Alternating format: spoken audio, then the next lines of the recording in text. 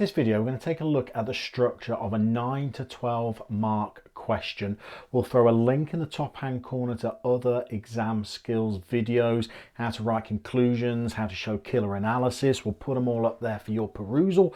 We want to point out from the outset here, when we're talking about 9 to 12 markers, in this video we're talking about the AQA specification. If you're studying OCR, by the time you get onto 12 markers, you're actually being asked to evaluate and show judgment. If you're doing the edXL A level, you're being asked to do that by 8 mark questions. 9 to 12 mark questions for the AQA specification are slightly different because they're still asking for the skill of analysis only on this type of question. We don't need conclusions, we don't need evaluations, we don't need judgments, but for the other two exam boards you do. So make sure you know what exam board you are studying.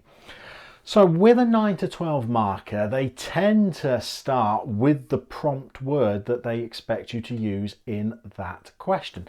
They start with the word analyze. And what we've got to do in a 9 to 12 mark question is bring more than one idea to the table. So for example, if this question was to appear on our exam paper, our mock paper, and it says analyze the advantages to a multinational confectionery manufacturer of adopting just in time. First keyword to recognise is analyse. That tells us that it wants chains of consequences and impacts, wants to investigate the different ramifications of something. But the other keyword to spot is advantages. It's a plural. Doesn't just want one, it wants multiple ideas. So students may quickly then say, okay, so how many ideas do we need to give? Is it 4, 10, is it 15? 2 is going to be enough. Analyse the advantages. 2 will be enough. Okay, so we come up with one advantage, we clearly state what it is, we explain it, we get the application running there, we then get some chains of analysis going that relate to that advantage. We start talking about what the consequences of that advantage are, what it might mean to the organisation. We try and do a really good bombastic paragraph there with lots of different analytical ideas flowing into each other, and then we break.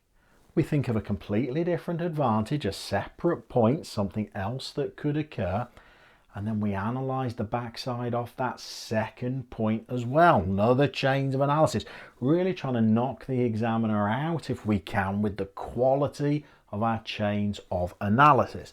So let's have a little think about how we might do that and analyse the advantages to a multinational confectionery manufacturer. And remember, 9 to 12 markers, we've got to keep them tightly applied to the case study of adopting just in time. So the topic that we really need to know for this question is just in time. We need to know why it might be advantageous, and we need 2 different ideas. So let's kick off with, I don't know, one advantage of just in time might be that it reduces an organisation's storage costs.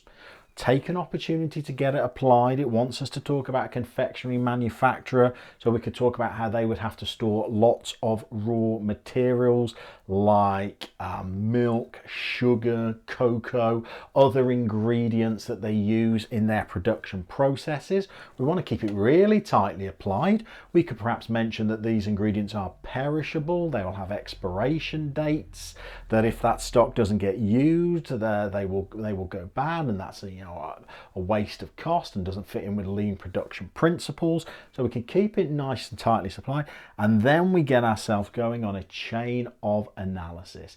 If we can reduce the costs of storing raw materials, what would happen next? Well, that might mean that the organisation's unit costs of production go down. That's brilliant, that's great. What happens next? Well, if the unit cost of production goes down, we might be in a position where we can reduce our prices. Great, that's fantastic. If we can reduce our prices, what does that mean? If we can reduce our prices, it might allow us to be more competitive. Fantastic, love competition. But what does that mean? Well, if we're more competitive than our rivals, if we're selling at lower prices and consumers are price sensitive and that appeals to them, then if we're selling at those lower prices, we might capture more market share. Fantastic, that's great, we've captured more market share. What does that mean? Well, if we've captured more market share and we start producing on a greater output, that might lead to economies of scale. So we're drilling down into a point. What's our advantage? Lower storage costs associated with just in time. but we then flow down and start analysing the different consequences of that. We then go into our second point. We need a second advantage, something completely different. We could say, well, another advantage of just in time is that it forces organisations to develop much closer links with their suppliers. So if for the confectionery manufacturer, it might mean that they have to start working more closely with their suppliers of raw materials like milk or cocoa or things like that. And again, we can then drill down into a chain of analysis. What's good about that? What does it mean? What happens next? What are the consequences? What are the ramifications? So 9-12 markers are a real rich source of marks in our examination. Also, when we're answering those longer mark questions, those 16, 20, 24, 25 mark questions as well, it's almost as like a 9 to 12 marker forms the first part of our answer, where we're doing those first 2 points and then drilling down and getting our chains of analysis going there. So this is an exam skill to practice over and over and over again. There's going to be plenty of 9 to 12 markers on our exam papers, and the structure of a 9 to 12 marker also gets us part of the way towards answering a 16, 20, 24, 25 evaluative question as well. Now, if 9 to 12 markers are answered basically using the same structure of 2 different points, what's the difference between the two? Well, on a 12 marker, the examiner has greater leeway to offer you more marks for the skills that you are showing them.